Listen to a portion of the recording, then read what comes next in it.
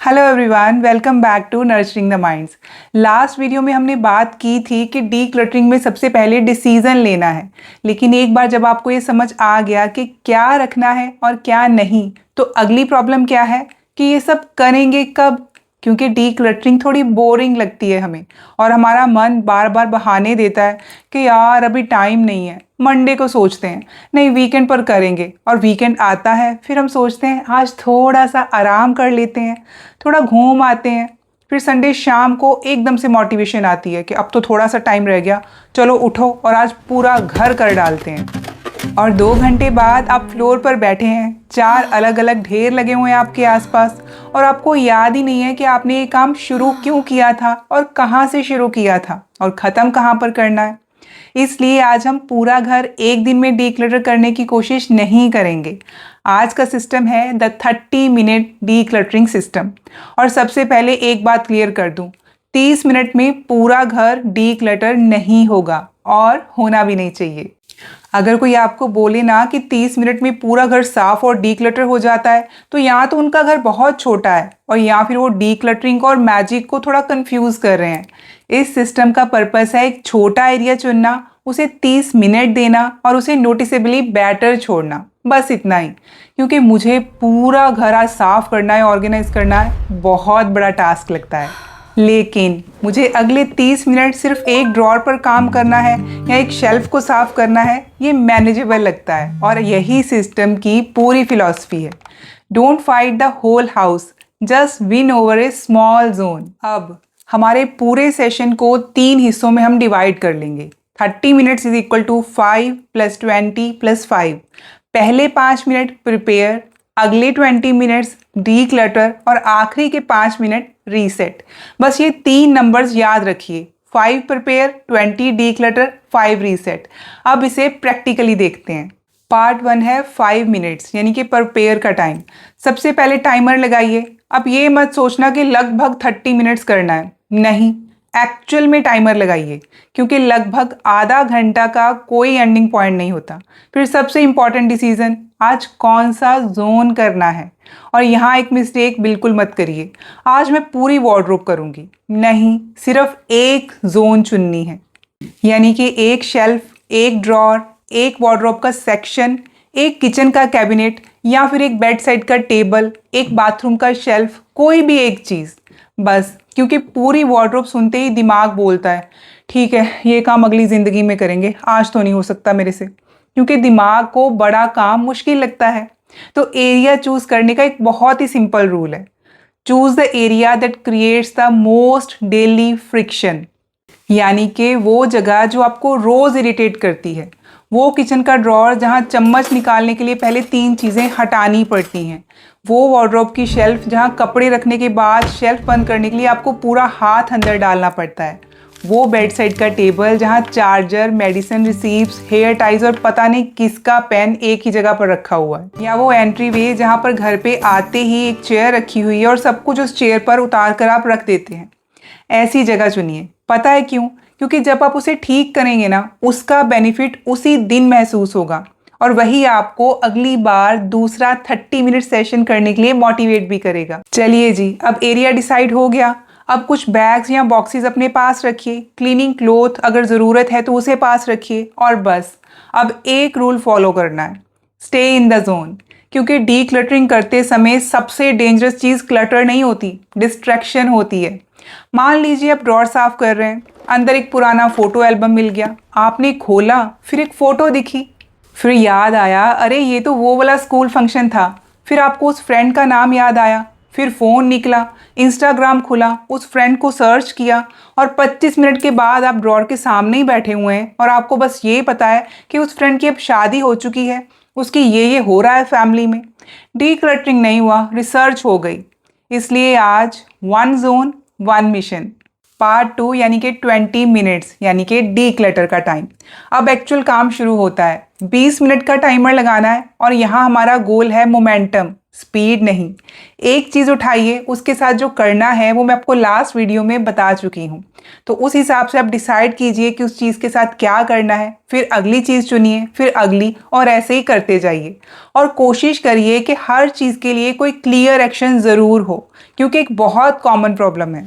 हम चीज़ें निकालते हैं, फिर उनके लिए एक नई पाइल में रख देते हैं, फिर दूसरी पाइल, फिर तीसरी पाइल, और 20 मिनट के बाद क्या होता है, घर में पहले से ज़्यादा ढेर लगा हुआ है सामान का। यानी कि क्लटर कम ही नहीं हुआ, क्लटर ने बस डिपार्टमेंट बना लिए। इसीलिए अगर कोई चीज़ दूसरे रूम की है ना, तो उसे एक टेम्प्रेरी मूव बास्केट में रख सकते हैं। बाद में सेटल कर लेंगे ना दूसरे रूम में जाके, लेकिन वहीं उसी टाइम सारा काम छोड़कर आप दूसरे रूम में रखने मत चले जाइए। क्योंकि अगर आप फिर बेडरूम में चले गए उस कपड़े को रखने, वहाँ एक और कपड़ा दिखा, वो आप वार्डरोब में रखने लगे, फिर वार्डरोब में दूसरी प्रॉब्लम दिखी, उसको सॉल्व करने लगे, फिर देखा कि वहाँ बेड साइड टेबल पे किसी ने पानी का गिलास पीकर खाली रखा हुआ है, फिर आप उसको किचन में रखने चले गए और किचन में खड़े होकर सोच रहे हैं कि मैं यहाँ पे क्यों आई थी। इसलिए 20 मिनट्स में स्टे विद द जोन। और हाँ, एक और इम्पॉर्टेंट एंड यूजफुल रूल है हमारा यहाँ पे, वर्क इन वन डायरेक्शन। अगर ड्रॉर है तो लेफ्ट से राइट, अगर शेल्फ है तो एक एंड से दूसरे एंड तक, अगर वार्डरोब का सेक्शन है तो ऊपर से नीचे की तरफ।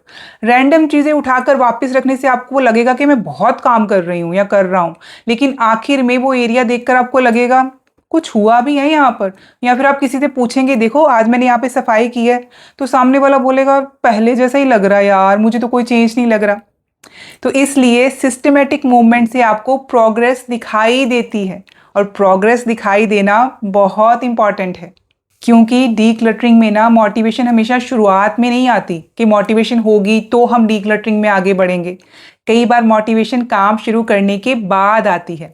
पहले 5 मिनट लगता है यार क्या ही फायदा है, 10 मिनट के बाद लगता है अच्छा ये भी तो अननेसेसरी था, इसे भी तो हटाना है, और 15 मिनट के बाद लगता है ओहो ये ड्रॉअर इतना बड़ा है, इतने सामान से भरा था, पता ही नहीं चल रहा था कि इसमें और चीज़ें भी रखी जा सकती हैं अगर इसको सॉर्ट आउट कर लें तो।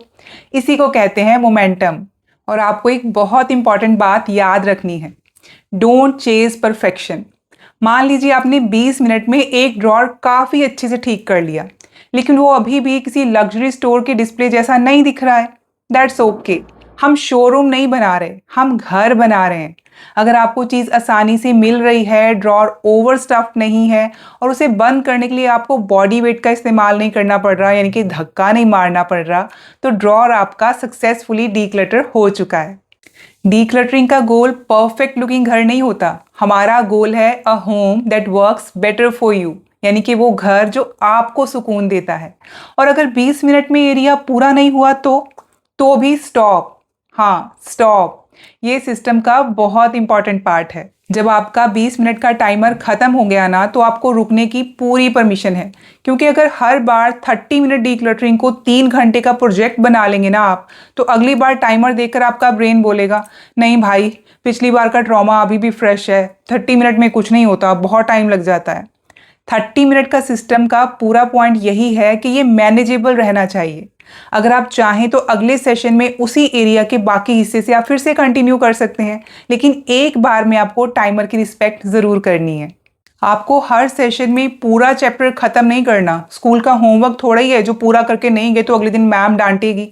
हमें काम अच्छे से ख़त्म करना है और अपने 30 मिनट रूल की रिस्पेक्ट करनी है। पार्ट 3 इज़ 5 मिनट्स, यानी कि रीसेट। अब आखिरी के 5 मिनट, इन्हें बिल्कुल स्किप मत कीजिए। वो 20 मिनट्स में ऐड मत कर लेना कि चलो थोड़े से टाइम में और काम कर लेती हूँ, क्योंकि ये वो हिस्सा है जो पूरे सेशन को एक्चुअली कंप्लीट करता है। अब जो चीज़ें बाहर जानी है उन्हें बाहर जाने की डायरेक्शन में रखिए, यानी कि डोनेट और सेल का सामान एक प्रॉपर बैग में डाल दीजिए। जो ट्रैश है उसे अपने घर से बाहर कर दीजिए, और जो चीज़ें दूसरे रूम की थी उनको मूव बास्केट में डाला था हमने, उनको अब उनके रूम्स में वापस भेज दीजिए। और जो चीज़ें रखनी है उस जगह पर उनकी फाइनल जगह डिसाइड कर लीजिए। क्योंकि अगर आपने 20 मिनट मेहनत की है और आखिर में सारी चीज़ें बस एक नए ढेर में डाल दी हैं, एक नया पाइल बना दिया है, तो एक्चुअल में आपने डीक्लटरिंग नहीं की, आपने बस क्लटर को एक नया एड्रेस दे दिया। और रीसेट का दूसरा फायदा है आपका ब्रेन सेशन को कंप्लीट समझता है। आपने शुरू किया, काम किया, फिनिश किया। ये छोटी सी जो फीलिंग है ना, फीलिंग ऑफ कंप्लीशन, अगली बार शुरुआत करना और आसान बना देती है, और मज़ेदार भी और इंटरेस्टिंग भी। अब एक चीज़ और रिकमेंड करूंगी, हर सेशन के बाद ना पूरे घर को मत देखिए कि क्या चेंज आया। मान लीजिए आपने किचन का एक ड्रॉर किया है आज, वो अच्छा लग रहा है, फिर आप पीछे मुड़ते हैं और देखते हैं काउंटर पर सामान है, फ्रिज पर मैग्नेट्स हैं और दूसरी कैबिनेट मेसी है, और आप सोचते हैं कुछ भी तो नहीं बदला, पहले जैसा ही लग रहा है। बदला है, बस आपने एक ड्रॉर ठीक किया है और आपको अभी उसी ड्रॉर को देखना है। One finish zone. क्योंकि अगर आप हर बार पूरे घर को एक साथ इवेल्युएट करेंगे ना, तो छोटा प्रोग्रेस इनविजिबल लगने लगेगा। अब कितनी बार करना है, यहाँ कोई मैजिक नंबर नहीं है। आप चाहें तो रोज 30 मिनट कर सकते हैं, लेकिन आपको रोज करने की जरूरत नहीं है। अगर आपके पास टाइम है, ग्रेट, आप कर लीजिए। अगर नहीं है तो हफ्ते में 2 या 3 सेशन भी इनफ है, या फिर वीकेंड पर एक सेशन भी ठीक है। आप अपनी कन्वीनियंस देखिए। सीधी सी बात है, choose a rhythm you can actually maintain. जो आप मेंटेन कर पाए उस हिसाब से आप 30 मिनट के रूल को उतनी बार फॉलो कीजिए। मान लीजिए अगर आपने मंडे से संडे तक हर दिन 30 मिनट्स का प्लान तो बना लिया और ट्यूसडे कोई थक गए, तो सिस्टम खराब नहीं था, प्लान अनरियलिस्टिक था। क्योंकि मुश्किल लगता है ना कि रोज ही करना यार एक्स्ट्रा काम। इसलिए ऐसा स्केड्यूल मत बनाइए जो सुनने में तो इम्प्रेसिव है, ऐसा बनाइए जो रियल लाइफ में फिट भी हो जाए और आप इम्प्लीमेंट भी कर पाएं। डीक्लटरिंग में कंसिस्टेंसी इंटेंसिटी से ज़्यादा यूजफुल होती है। हर वीक 30 मिनट्स का एक फोकस सेशन एक साल में बहुत बड़ा डिफरेंस बना सकता है। और इसका सबसे अच्छा हिस्सा ये है कि आपको कभी ये फीलिंग नहीं आएगी कि पूरे घर को या किसी हिस्से को अभी तक टच भी नहीं किया। और जितने भी आप सेशंस डिसाइड कर लेंगे ना कि मुझे इतने सेशंस करने हैं इस वीक में, तो उन सेशंस की जोन भी पहले डिसाइड करके रख लीजिए। क्योंकि अगला जोन रैंडमली चुनेंगे ना तो प्रॉब्लम हो जाएगा। जब एक सेशन खत्म हो जाए ना, तो अगले सेशन के लिए पहले एक छोटा एरिया तय कर लीजिए। फॉर एग्जाम्पल, आज बेड साइड का ड्रॉर, नेक्स्ट टाइम किचन का स्पाइस ड्रॉर, फिर अगली बार एंट्रीवे की शेल्फ, फिर अगली बार वार्डरोब का एक सेक्शन। इससे अगली बार बैठकर ये डिसाइड करने में ही 15 मिनट नहीं निकलेंगे कि आज क्या करें, क्योंकि डिसीजन तो पहले से लिया हुआ है, बस आपको टाइमर लगाना है। और अब एक छोटा सा रियलिटी चेक, आपका घर ना एक दिन में पूरा क्लटर्ड नहीं हो गया था, तो रियलिस्टिकली एक 30 मिनट के सेशन में पूरा घर बदलने वाला नहीं है। लेकिन हमें उसकी ज़रूरत भी नहीं है। क्यों करना है भाई एक दिन में सारा कुछ साफ? क्योंकि डीक्लटरिंग कोई ऐसा प्रोजेक्ट नहीं है जिसमें एक दिन आप फिनिश लाइन पर पहुंचेंगे और फिर कभी कुछ करना ही नहीं पड़ेगा। ये तो एक ऑन गोइंग प्रोसेस है, और यही रीज़न है कि हमें ऐसा सिस्टम चाहिए जो लाइफ के बीच में फिट हो सके। ऐसा सिस्टम नहीं जिसे लाइफ को रोक कर फिर डीक्लटरिंग करनी पड़े, क्योंकि आपका घर भी तो आपकी लाइफ का हिस्सा है ना। और अगर कोई सिस्टम आपकी नॉर्मल लाइफ में फिट नहीं हो सकता, तो रियलिस्टिकली वो सिस्टम बहुत लंबे टाइम तक चलने वाला भी नहीं है। तो अगली बार जब आपका ब्रेन बोले ना कि आज पूरा घर करना पड़ेगा, उसे बोलिए नहीं भाई, आज सिर्फ 30 मिनट और एक छोटा सा जोन। तो माय डियर फ्रेंड्स, इस वीडियो को देखने के बाद पूरे घर को मत देखिए, बस अपने आप से एक सवाल पूछिए, मेरे घर में ऐसा कौन सा छोटा एरिया है जो मुझे सबसे ज़्यादा इरिटेट करता है, डेली फ्रिक्शन देता है? उसी को चुनिए, टाइमर लगाइए, 5 मिनट प्रिपेयर, सामान रेडी करिए, 20 मिनट्स डीक्लटर करिए, फोकस्ड रहिए, एक जोन पर फोकस कीजिए, और उसके बाद 5 मिनट रीसेट।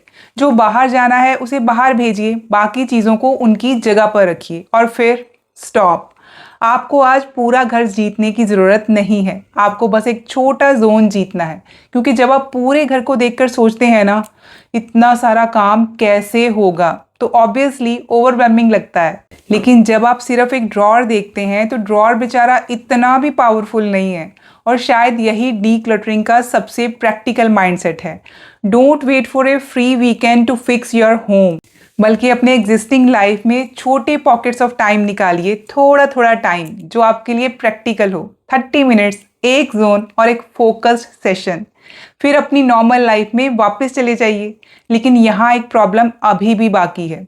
मान लीजिए आपने सिस्टम फॉलो किया, घर डीक्लटर भी हो गया, सब कुछ अपनी जगह पर आ गया, कुछ दिनों तक या कुछ हफ्ते तक सब कुछ बहुत अच्छा चला, फिर धीरे धीरे शॉपिंग बैग्स वापस, रैंडम सामान फिर से वापस, अभी रख देता हूँ बाद में अपनी जगह पर रखूँगा वापस, और फिर वही क्लटर। तो प्रॉब्लम अब ये नहीं है कि हम डी क्लटर कैसे करें, प्रॉब्लम ये है कि क्लटर वापस आता ही क्यों है, और उससे भी इम्पॉर्टेंट उसे वापस आने से कैसे रोकें, क्योंकि बार बार पूरे घर को रीसेट करना कोई सस्टेनेबल सोल्यूशन तो है नहीं।